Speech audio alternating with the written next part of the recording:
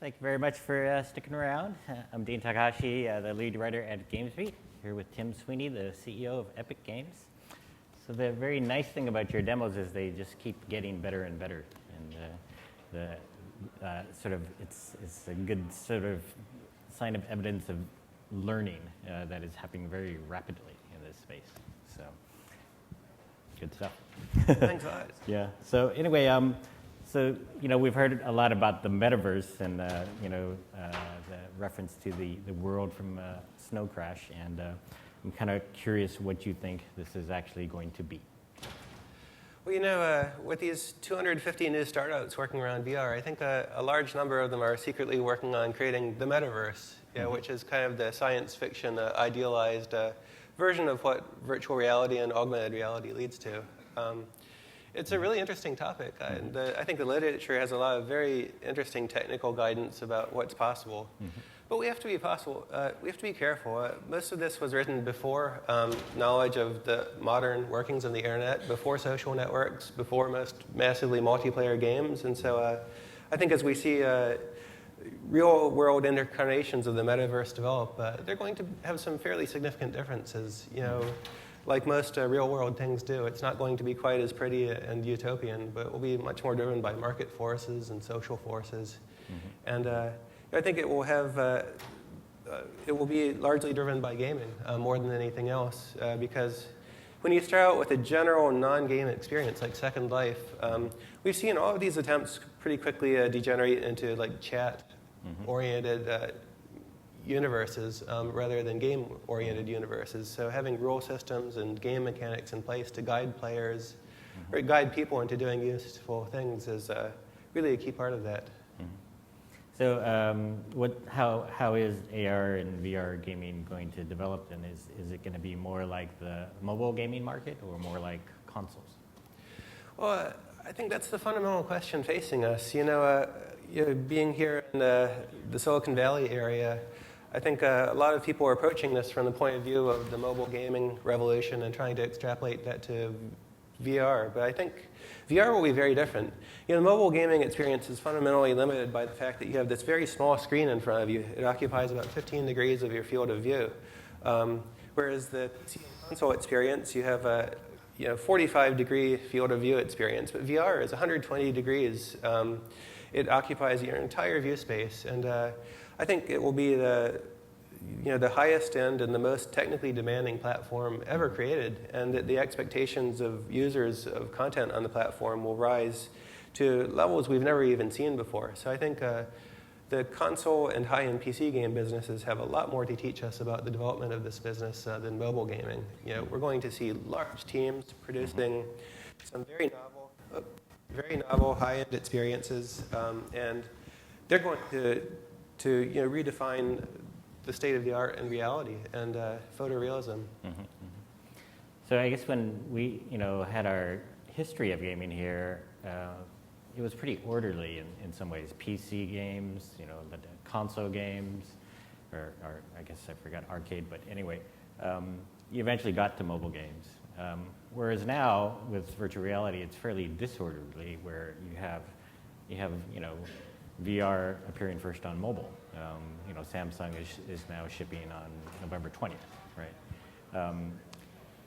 So how are we sort of going to have the sort of right platform, the right expectations, the right sort of unfolding of this technology, I guess, given that mobile's coming first, or mobile's essentially coming at the same time as, say, the PC experience? Well, mobile is going to introduce a lot of gamers to VR for the first time, which is an enormously valuable thing. But everybody who gets into this market is going to start comparing experiences between the different platforms. And I think the higher-end experiences are going to dominate, and there's going to be an enormous race to the top, really, to deliver the best and the highest-powered gaming experiences. That can be done on a mobile platform as well, but you're going to need very high-end mobile devices. You're going to need advances in battery technology, and you're going to have a lot of forces really driving to deliver experiences that they're highly competitive. So you think that is going to drive a high-quality experience on mobile as well? Yeah, absolutely. You know, we've only scratched the surface of what's possible there. And sorry, the mic keeps cutting out. The limitations of Pick it up. Sorry, folks.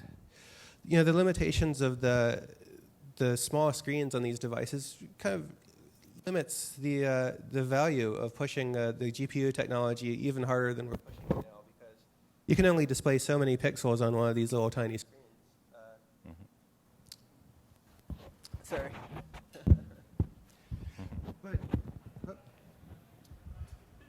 But this one doesn't work either. It is? Okay, there you go. But you know, when you're completely immersed in this full field of view experience, your brain is going to be very, very demanding of that, and you're going to value the high quality experiences far more than the low quality ones. And I think we're going to see an entire revolution take place in the field of mobile devices. And whereas today's mobile devices are limited by weight and form factor, because you need to hold it in your hand as you're using it. The future form factors for mobile VR and AR could be you have a big brick in your pocket with a bigger battery and one or more bigger GPUs broadcasting signal to your glasses on your head. I think we'll see some major innovations in form factor there that eventually drive it up. So how realistic does it have to be? Well, Michael Abrash said that your eye is going to be able to distinguish resolution gains up to about 24K horizontal resolution. That's dramatically higher than anything that's available today. It's 6 times higher resolution than a 4K display. I think really it becomes extremely interesting once you get from current resolutions, which are about 1,200 pixels horizontal resolution per eye, which is about the same pixel size as like playing Doom on a 14-inch monitor at 320 by 200 20 years ago. But I think it gets really interesting when you get up to 4K displays per eye. At that point, you have the ability to display high-quality text, to really display user interfaces, and you display just non-3D, a combination of 2D and 3D content that are extraordinarily impressive and acceptable to the users. It's like the difference between a Retina display and a low pixel density legacy display. Yeah, but that's how good it can get. Do you worry that in the meantime we're going to have such poor quality stuff that people are really just not going to take to it? Well, we're going to be in early adopter land for the next 2 years here. And now is the time to be investing. I think, if you look at the economics of the business, right now there are over 1 million indie mobile developers worldwide producing 400,000 games per year, and maybe 1% of them are in a position to actually make a living from their work. Whereas these 250 VR startups have formed over the last couple of years. They're ideally positioned to become leaders in their field. They have the opportunity. Some will succeed, some will fail, but now it's the time to be making the investment. And even though there isn't a whole lot of economic potential, you're not going to be making $1 billion game in the next couple of years. Now you can win the early audience and build a name for yourself and a repertoire of techniques that can be carried forward to put you in a leadership position when this does enter the exponential growth phase. And I think the companies that are forged nowadays are potentially going to be the big winners in 5 or 6 years when the consumer market develops. Yeah, you sort of had a lot of discussion this year on the topic of the indie apocalypse. I wonder how that sort of ties into your views of sort of moving to the new platform here. Well, this is something we absolutely must avoid in the transition to VR. It's bringing in 1 million indie developers without any real hope for economic opportunity for most of them. And in that regard, the indie mobile revolution is highly dysfunctional. There are a small number of games that are making tens and hundreds of millions of dollars a year in revenue, and anything that's not in the top, half of 1%, just isn't earning money. You cannot make a living there, and we have to avoid that. And the traditional game industry has actually provided a more fruitful model for that, where there's a much, much better correlation between high production value, quality games, and predictable revenue sources. a good set of reviewers and other market signals that drive gamers to a wide variety of games, and also a really helpful stratification of the market into a wide variety of genres of games that each appeal to one audience. And so, it's not just 400,000 games all competing for the same top 10 chart. It's actually a much richer experience than that. And the other thing that we're seeing, which we've been participating in, by supporting modding in Unreal Tournament and modding and Arc, this new indie game that was released. They sold 2 million copies in their first couple of months of release. It's a game that supports modding. Valve has been nurturing this modding community. But for all of these indie developers out there, I think there's going to be a real major business opportunity to build businesses around expanding and building content for existing games. Instead of 400,000 independent games competing for the top 10, why not have a market with 50 top games of different genres and with different appeals, and hundreds of developers contributing to the content base for each of those games. Valve quoted earlier this year that Steam Workshop content creators had made over $40 million in the past year. And that's a real opportunity. I think that will grow exponentially. It will provide a much more viable model for a lot of the smaller studios. So user-generated content is a escape route from the indie apocalypse in that case. Yeah, I believe so. I believe, the history of markets becoming more functional and opportunity-filled is stratification, not one product to rule them all, but a wide variety of products and a really rich ecosystem with different roles people can play in filling that ecosystem and delivering value to users. So what's your just sort of general view of tech? I mean, I think you have said that in your lifetime of making games for 2 decades, the processing power has increased 100,000, I guess, 100,000-fold, I guess. What are you expecting with advances in technology, going forward? Well, we're at quite an astonishing point already. Able to render these VR scenes with extremely high fidelity, or render on a monitor at 4K, 30 hertz. The amount of photorealism that's being delivered in modern games and non-game applications like architecture and product visualization is really astonishing, and it is converging on the limits of what your eye can perceive. I think we still have about 2 decades of major progress to go there, but VR is going to be driving it. VR is going to apply much, much more momentum to investment in GPU technology, battery technology, display technology, and game engines. Everything we're doing nowadays at Epic, we're doing with the goal of delivering the most realistic and visceral VR experiences possible, and to support teams that grow to large AAA sizes to build future feature films, future AAA games that go far beyond what's possible in today's games. And I better decline this phone call. So what do you think also of the different sort of pieces around VR that have to be developed still with, the progress we're making with hand gestures, or, body detection, or what you're going to do with your legs, your 3D audio? How are you feeling about the rest of the technology around VR headsets? Well, we're past the starting line now with the basic VR headsets that Oculus and HTC, Sony, and Samsung have delivered. It's awesome, and it provides a really solid starting point from here on. The motion controllers provide the very first step into providing real direct mapped input. Going away from holding a little joystick to actually being able to reach out and manipulate things in a way that your brain has known since birth is incredibly valuable. The next steps are to improve on all axes. Huge advances in display technology are needed. Huge advances in GPU processing power are needed to deliver more teraflops. We also have to do a much better job of putting the pixels where they matter, because even though your display screen for future VR would have to be 24,000 by 24,000 pixels to be perceptibly indistinguishable from reality. In reality, your eye only has about 20 million photosensors, and so we have to draw the pixels in the right place where you can perceive them, and by tracking your eyes and tracking your focal depth, and applying other advanced techniques there. With input, we need full gesture-based tracking so that you're tracking not only one point, position and rotation for each hand, but your individual fingers so that you can reach out and interact with scenes. But I think the effect of this technology is going to be much more pervasive than anybody's imagining now. We're thinking about games and we're thinking about playing movies, but you think about the content creation process when you can actually, and this is something we're working on really heavily in Unreal Engine land right now. Instead of looking at a 2D monitor and manipulating scenes using a 2D mouse and a whole bunch of complicated keyboard shortcuts, just directly reach out and manipulate the scene.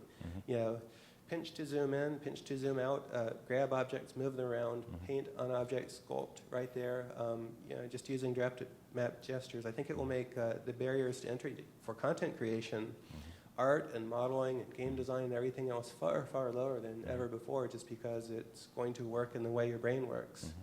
So since it is so hard to develop, VR applications or, things that don't make you sick, do you guys feel more responsibility as the game engine maker to sort of show the way, and through the video you guys showed, or through other things you're doing? Well, absolutely. And this is how we've approached every previous major generation of technology. We started out with very early hardware prototypes. We built a series of tech demos, each one more and more advanced and building on the previous lessons, to learn what's possible ourselves and to show the world kind of some of the opportunities that are out there. And it's really great in Unreal Engine 4 days now, because most of these demos you can just download Unreal Engine for free and then download our Showdown demo for free and see the content as we build it and play around with it. But this is the very first phase of our development for a new platform, but the next phase is building games. And as our early tech demos in the Unreal Engine 3 generation led to the development of Gears of War, we're really building up our arsenal of techniques for future epic games that we'll use. If I was a developer and I saw your bullet time demo, I'd be a little intimidated there. And I think you guys did that with 12 people over 10 weeks, I think. And, that was a lot bigger effort than your previous demo, right? Yeah, exactly. But it's still, small enough that a small indie team could achieve something like that and could then turn it into a full game and ship it in less than a year with, just a handful of people. But you only entertained us for like 5 minutes or so. So now how are you going to do a game that people come back to every day or something? Well, a lot of the work is in building the framework. Once you have this, building new settings and new waves of enemies and new types of weapons is a fairly modular process. I feel like with triple the effort we put into this demo, we could ship this as a small scoped but really high quality game. I'm kind of curious what you sort of see as the consequences of some of the technology, VR and AR being popular. You've been saying this year that if you have perfect AR and a perfect 40-foot screen in front of your eyeballs all the time, why would you ever need a TV set, right? Or why would you need a screen on your smartphone? Or why would you need a movie screen at all? That sounds like it would be fairly disruptive to all of the tech world, for sure. Very disruptive, but also empowering. The nice thing about an augmented reality display of the future, imagine your Oakley sunglasses with a 4K display for each eye. Over time, the hardware will be cost reduced to the point where, if you live in Africa and all you have access to is, some cell tower and, some power source that you can use to charge your device, you could have, with maybe a $100 device, a far better entertainment experience than anybody can buy in the world right now for any price. And I think that's maybe 15 years out, but we're about to see some really dramatic changes to the world this way, and I think it's going to move away from kind of this weird state that the industry has been in for the last few years with the mobile revolution, where we went from super high-end, high-fidelity games leading the market down to these very simple ones. We have to realize that phenomena arose because we have, these ubiquitous billions of devices with these really tiny screens on it, which only allow for a very limited type of game experience. And after years of experimentation, we figured out how to build very awesomely monetizing 2D games that don't have a lot of depth. But once you go back to a fully immersive console, better than console class of experience and make that ubiquitous, it's going to bring hardcore, super high quality, high fidelity gaming to there's several billion new gamers that have been brought into the gamer audience over the past 5 years who are not in it before. And that's going to be a revolutionary thing for the whole game industry. Now, you said you saw Magic Leap under NDA, and they were doing things that you didn't think were possible. Can you narrow that down a little bit? It was who's heard about the Xerox PARC laboratory from the 1960s and 70s? Yeah. It was before my time. I guess I was about 1 year old when they were making all of their key breakthroughs there. But I feel like what I saw there, it was science fiction. I had no idea that some of that stuff was possible, but they're doing it right there. They have devices in their lab. They're making it work. And, it felt like if you teleported back to 1972 and seen the first mouse graphical user interface and, the future of computing right there. And I think this is probably happening in a lot of other places besides Magic Leap throughout the industry, which I have not seen. But that is the magnitude of the revolution that's happening right now. So we have time for a few questions. Anybody want to ask a question? Let's see. Yeah. So I'm curious, you've mentioned editing and authoring in VR. I'm just wondering if you can expand more on what you guys are trying, what you're thinking about providing to Unreal developers. Yeah, we're all building VR content, and it's pretty ridiculous that we're sitting at 2D monitors working with mice to do it. And so the next step is we'll put you in a VR environment. Okay, I'll get up so I can make some wild gestures as I do this. But be able to reach out with your motion controllers, one in each hand, and directly manipulate the environment. And I imagine it working a lot like direct manipulation on the iPhone. One button on each controller moves the world. And so you can pan the world around you, and you can pinch to zoom. So you can scale the world way down and then operate it like you're Godzilla from above, manipulating pieces, like you might do that now. Or you can zoom all the way into human scale and then go up and paint fine detail on walls. You would have geometry editing, you would have painting of colors, basically all the kind of techniques that you'd use in a combination of Photoshop and 3D Studio Max for modeling. You would use with this direct mapped motion controller, using a bunch of buttons that have bring up different tools. And as you're in that VR environment, you need to be able to pull up and interact with traditional user interface elements, which for now are like our Windows-like user interface. And so, the goal of this, when it's being done and taken to full fruition, is to be able to do live editing of full VR scenes for long durations of time without ever leaving the VR environment, including even, switching over and writing some code or writing blueprints or drawing some shader nodes in the visual shader system, to bring it all together into a cohesive VR experience. And that involves not only the 3D aspects of VR editing, but the user interface as well. There's a lot of basic research to do. We're doing a lot of experimentation to figure out the building blocks for making that work, but I think it's going to come sooner rather than later in a basic usable form. And then, over the next decade, I think it will go, far further. To the point Sounds like Tony Stark designing the Iron Man suit in the Iron Man movie there. So. Yeah, I think we're very close to that time. One more question here. Hey, thanks for the talk. I was wondering if you think, because of VR, there's going to be any particular category of games that is going to just really utilize it and capture a lot more market share, like I don't know, FPSs, RPGs, strategy, flight sims. I don't know if. It's a good question. It's like some of the very first smartphone games were like ports of shooters, and they didn't work that well because of the touchscreen wasn't a good substitute for a joystick. We're going to see the same thing in VR. You can't run around at 30 miles an hour in an Unreal Tournament level without barfing really quickly. So we'll have to see. We've experimented with the visceral shooter experience with the Bullet Train demo, for example. It also looks very promising, these little tabletop types of games where instead of being immersed in an environment, you have some awesome game set in front of you that you can directly reach out and manipulate, maybe scale up and scale down, pinch to zoom, use intuitive controls to interact with. And then, creator games as well. The great thing about VR is the input is going to be so dramatically better than mouse input in legacy games and touch controls on smartphone games.